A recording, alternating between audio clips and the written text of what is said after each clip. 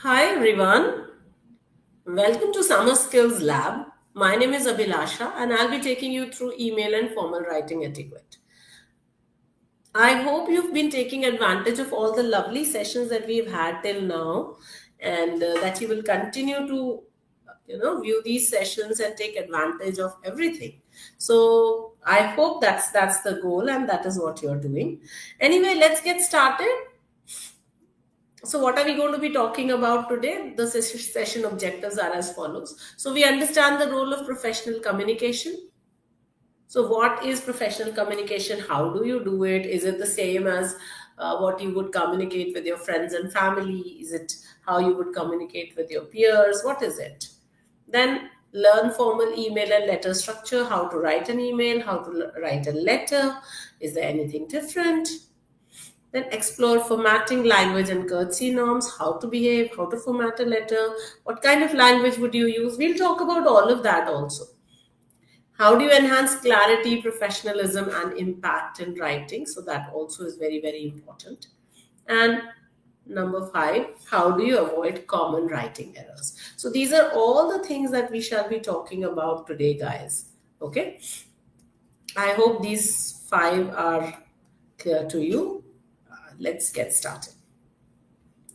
So, why does writing etiquette matter? You could just write anything to anyone and people would still understand what you're saying.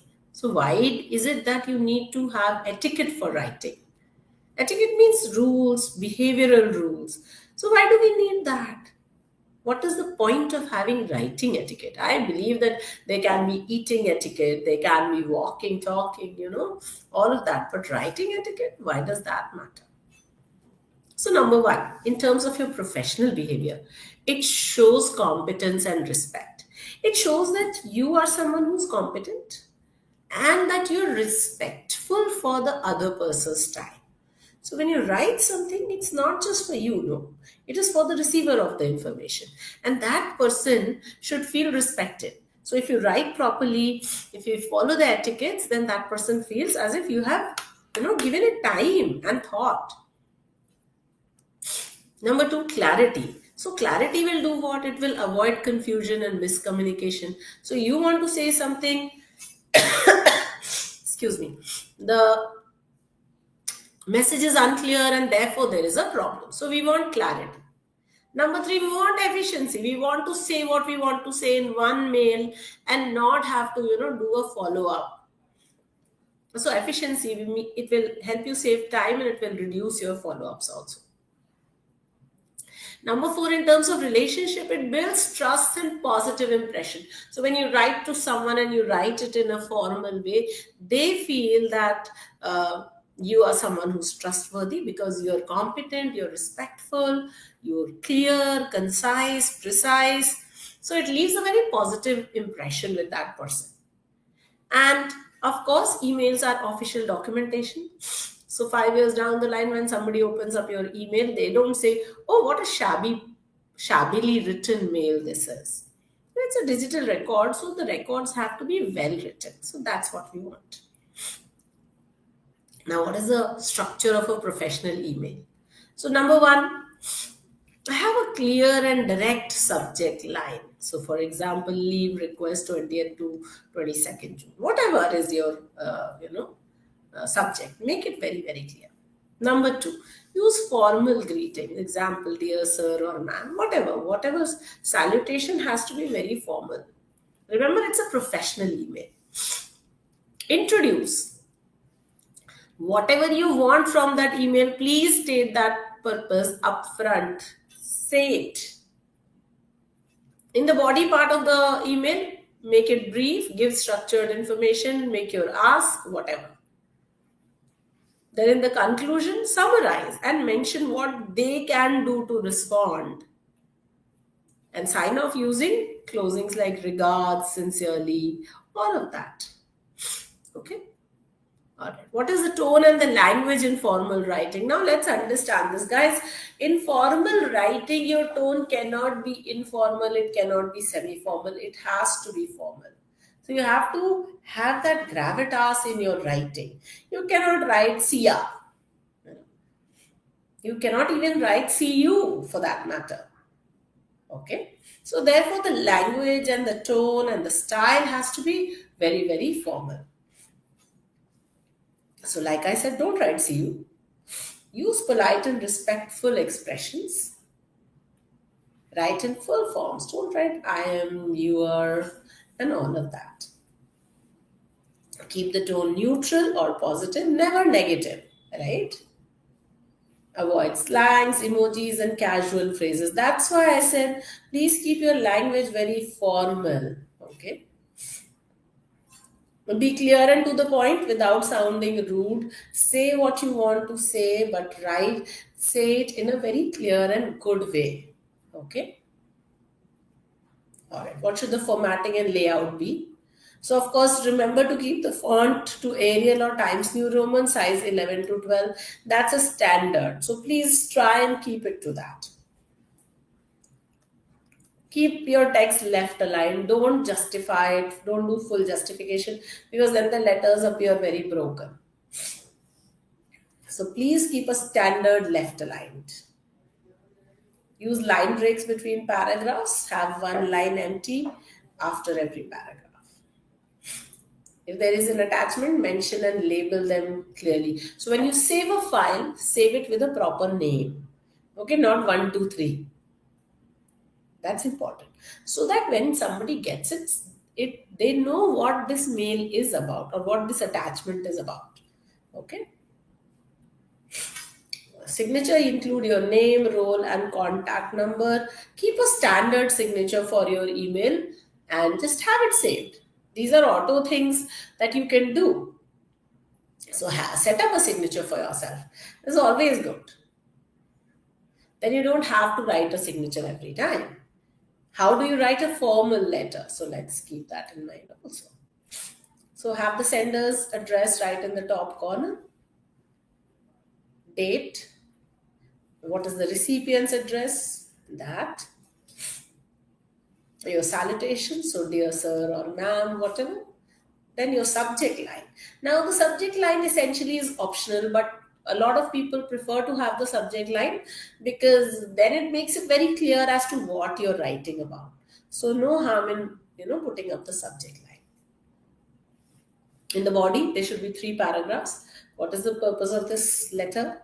The details and what is the conclusion? What is the action you want them to take? Then the closing has to be very formal. So yours sincerely or faithfully, that's your closing.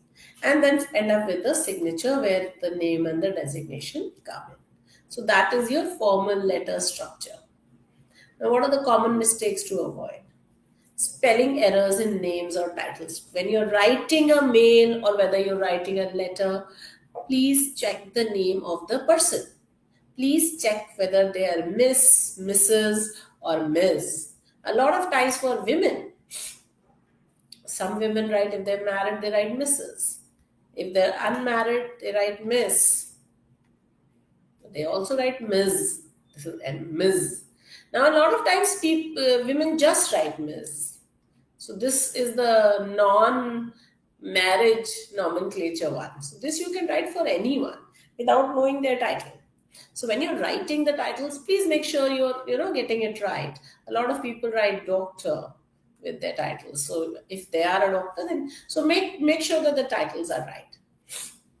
Do not write in all caps. Do not write in all lowercase. Sentence case is how you should write. So capitalize the first letter, capitalize all the proper nouns, names of cities, names of persons.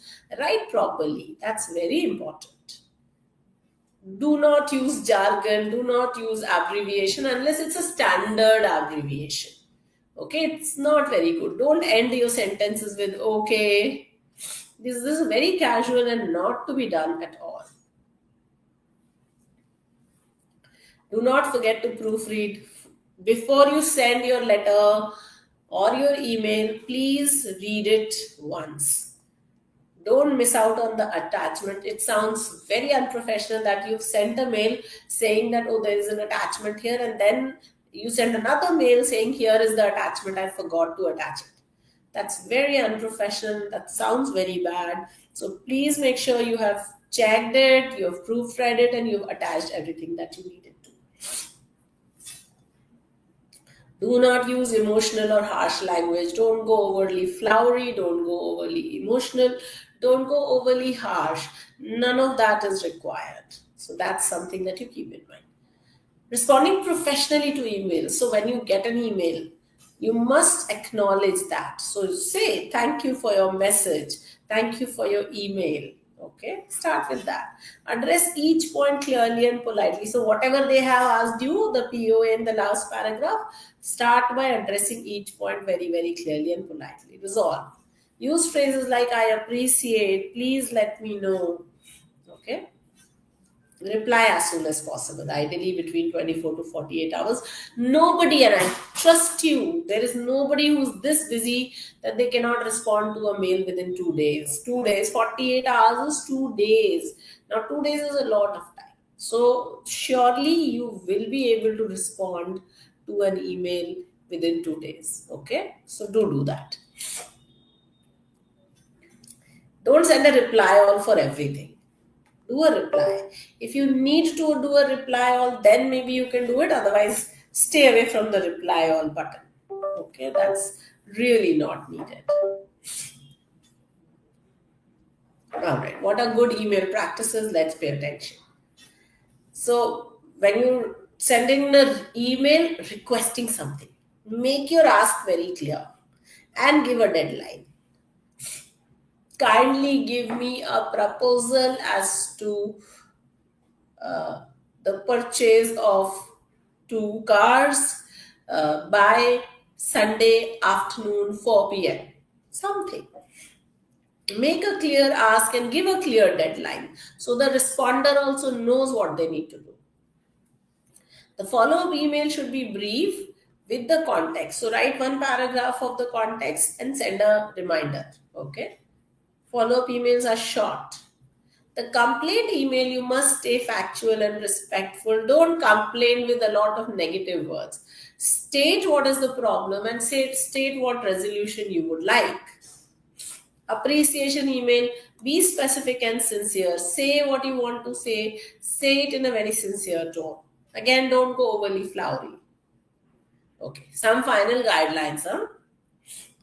So, like I said, always proofread before you send. Keep the subject lines very clear and relevant. It's important.